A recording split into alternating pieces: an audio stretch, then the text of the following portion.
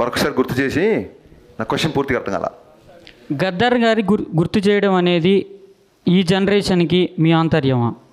ఖచ్చితంగా. ఎందుకంటే గద్దర్ గారి పాటలు నాకు చాలా ఇష్టం.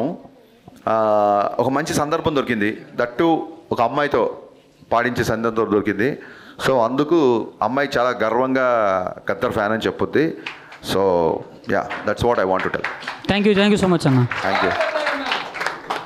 డైరెక్టర్స్ అందరూ కమర్షియల్ ఆస్పెక్ట్ వెనకాల పడి ప్యూరెస్ట్ ఫార్మ్ ఆఫ్ ఎమోషన్స్ని కన్వే చేయడానికి, అలా ఆ మంచి స్టోరీస్ని లైక్ ఘంటసాల మ్యూజిక్ కానీ, అల్లు రామలింగయ్య గారి కామెడీ కానీ, అలా ప్యూరెస్ట్ ఫార్మ్ ఆఫ్ ఎమోషన్స్ వాటిని మిస్ అవుతున్నారేమో అనిపిస్తుంది. అంటే మీరేమంటారు ఈ జనరేషన్ డైరెక్టర్స్? నాకు తెలిసి తెలుగు సినీ చరిత్రలో బ్లాక్ బాస్టర్ కమర్షియల్ సింగర్ ఉన్నారంటే ఫస్ట్ ఘంటసాల గారే. ఘంటసాల గారి పాటలు ఈ రోజుకి మనం గుర్తు చేసుకుంటా ఉంటే అతను ఎంత పాపులర్ అయితే. కమర్షియల్ అంటే ఏంటి? ఎక్కువ మంది చూసేదాన్ని కమర్షియల్ సినిమా అంటారు. సో కమర్షియల్ సినిమాలో ఎమోషన్స్ లేకపోతే కమర్షియల్ సినిమా అవ్వదండి. మీరు ఒకసారి గుర్తుపెట్టుకోండి, కృష్ణ మనోహర్ ఐపీఎస్ అన్నప్పుడు అందరికీ ఒక ఎమోషన్ వచ్చిందా రాలేదా? వచ్చిందా కదా. అక్కడ పై ఏంటి, అక్కడ హీరో ఫాదర్ చనిపోయిన సిచ్యువేషన్ కదా. అలాగే అనవసరంగా నన్ను కెలికారు, నా తిక్కేంటో చూపిస్తా, అందరు లెక్కలు తేలిస్తా అన్నప్పుడు అదేం ఫైట్ కాదు, ఎవరిని కొట్టట్లేదు, జస్ట్ హీరో మారదాం. అక్కడ కూడా మనకి ఎమోషన్ వచ్చింది కదా. సో కమర్షియల్ సినిమాల్లో ఇప్పుడు రాజమౌళి గారి సినిమాల కంటే పెద్ద కమర్షియల్ సినిమాలు ఏముంటాయి? సో ఆయన సినిమాలో ఎమోషన్ ఎంత స్ట్రాంగ్గా ఉంటుంది.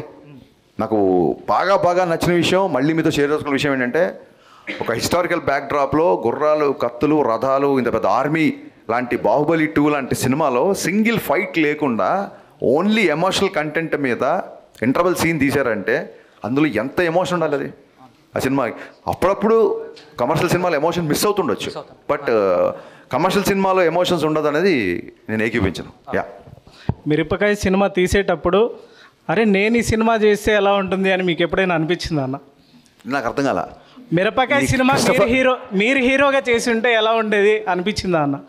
నేను హీరోగా చేసుంటే ఎలా ఉండేది అనిపించిందా? నేను హీరోగా చేస్తుంటే ఈరోజు నువ్వు మాట్లాడగా సినిమా ఉండేది కాదు. అంటే హీరోగా చూడొచ్చా అన్న? నేనా? నువ్వు ప్రొడ్యూస్ చేస్తావా? నువ్వు ప్రొడ్యూస్ చేస్తావా?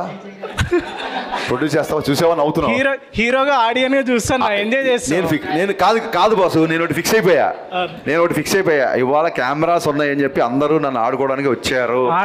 So let's play together. Okay, thank you. కూర్చో. ఆడుకోవడానికి కాదన్నా? కాదు, యాక్చువల్గా నేను థియేటర్ బ్యాక్డ్రాప్ నుంచి వచ్చినవాడిని. జోక్స్ అపార్ట్, నేను థియేటర్ బ్యాక్డ్రాప్ చేసి వచ్చినవాడిని. సో నాలో నేను ఒక యాక్టర్ని చూసుకోవడం కంటే కూడా నాలో ఒక రైటర్ని, డైరెక్టర్ని చూసుకుంటా. అంటే నా ఇంటెన్షన్ ఏంటంటే, ఎప్పుడైనా స్టోరీ నేరేషన్ చేసేటప్పుడు అంటే మిమ్మల్ని ఊహించుకొని ఎప్పుడైనా రాశారా అని నేను అడుగుతున్నాను. నన్ను ఊహించుకొని అంటే ఆ క్యారెక్టర్లో మీరు ఇమిడిపోయి? కాదు, అలా కాదు. నాలో ఎవరన్నా ఆర్టిస్ట్ని ఊహించుకొని డైరెక్టర్ పిలిస్తే డెఫినెట్గా చేస్తాను నేను. థ్యాంక్ యూ అన్న.